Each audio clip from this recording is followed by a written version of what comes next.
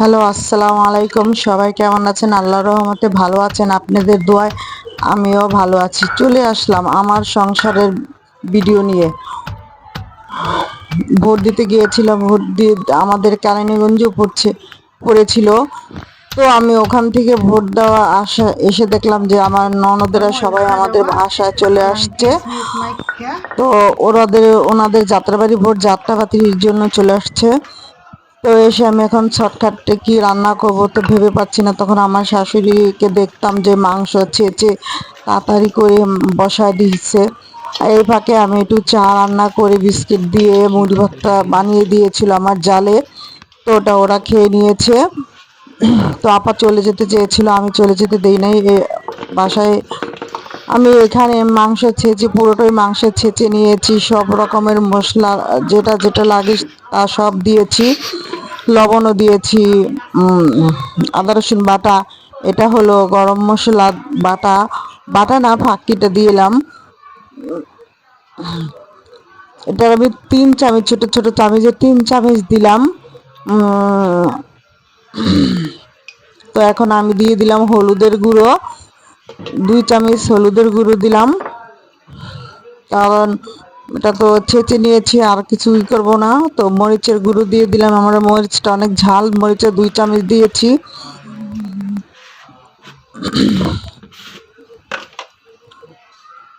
তো মরিচ দিয়ে এখন আমি একটু পাশে একটু লবণ দিয়ে দিলাম, আমার পরিমাণে আমি লবণ দিয়ে দিচ্ছি, আপনাদের পরিমাণে আপনারা একটু লবণ দিয়ে। আমি আবার একটু চিনি এখানে ইউজ করলাম, একটু 1.5 চামচ চিনি দিয়ে দিলাম। এখন ভালো মতো আমি মেখে রেখে দিব। কিছুক্ষণ পরে আমি আবার এটাকে ভেজে নিব। আমি পানি একদম ইউজ করব না, শুধু এটা তেল দিয়ে ভাজবো। একদম ভালো মতো মেখে নিচ্ছি। তেজপাতা দিয়েছি, আপনাদেরকে দেখাতে পারলাম না। তো এখন দেখছেন তেজপাতা, মানে সব রকমের মশলাই দিয়েছি।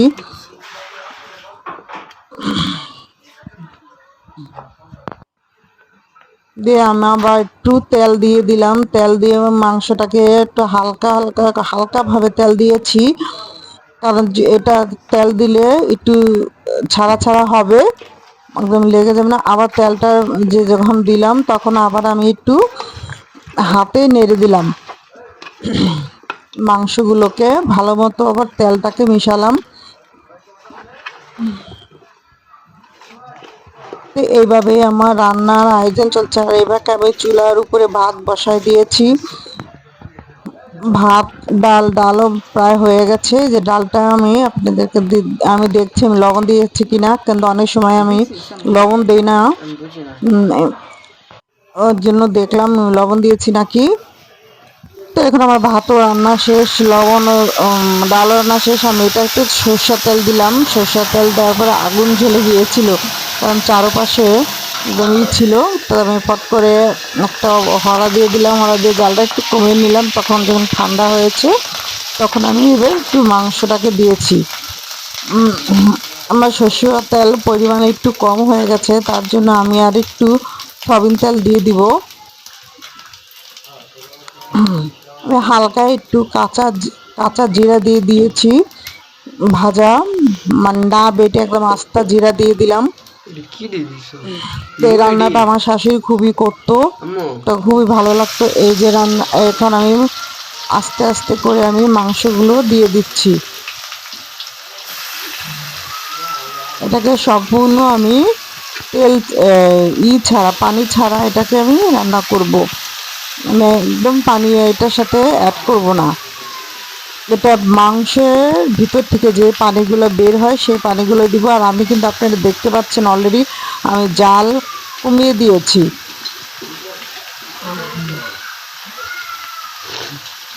তাড়াতাড়ি কেরানীগঞ্জ থেকে এসে তাড়াতাড়ি করে রান্না বসায় দিছি। আবার আমাদের বৌমা এসেছিল, তো ওকে আমি কি খাওয়াবো, এই জন্য তাড়াতাড়ি করে ফ্রিজের থেকে মাংস বের করে আমি চুলা রেখে দিয়েছি।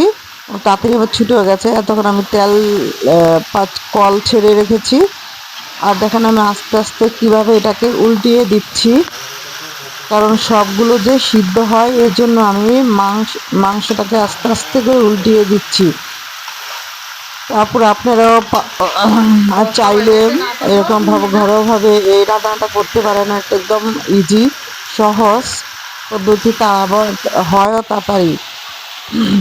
তো আস্তে আস্তে আমি একটু জালটা বাড়িয়ে দিয়েছি, তখন এখন আমি একটু চিনি দিয়ে দিলাম, তখন না সরি, আমি একটু গুঁড়া দুধ ছিল না আমার চার, তো আমি এখন 10 টাকার একটা প্যাকেট এনে আমি ওটার উপরে একটু দুধ দিয়ে দিয়েছি, গুঁড়ো দুধ।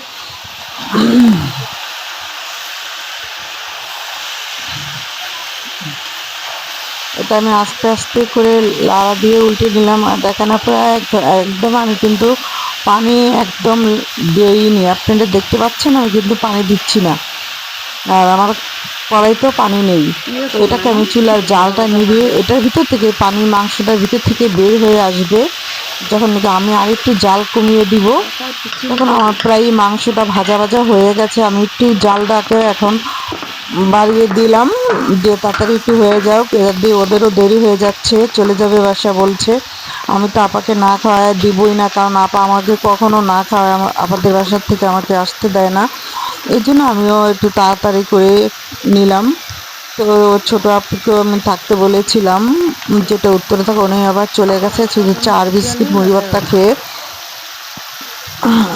জাম বলে রাস্তায় নিরিবিলি ভয় লাগে, চলে গেল। তো আমি ভাত বেশি করে রান্না করে ফেলেছিলাম, ভাবছিলাম আপাও থাকবে, কিন্তু না, চলে গেছে।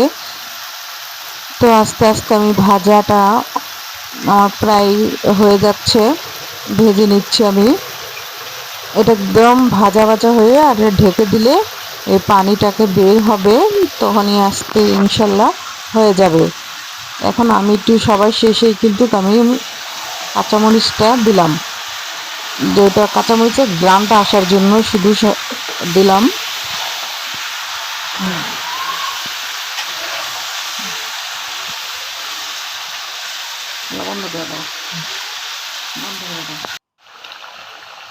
আবার বলছিল দেখছেন পানি চলে আসছে, বললাম না যে পানি ওইটার ভিতর থেকে একটু একটু করে জাল দিলে মাংসের ভিতর থেকে পানি চলে আসে।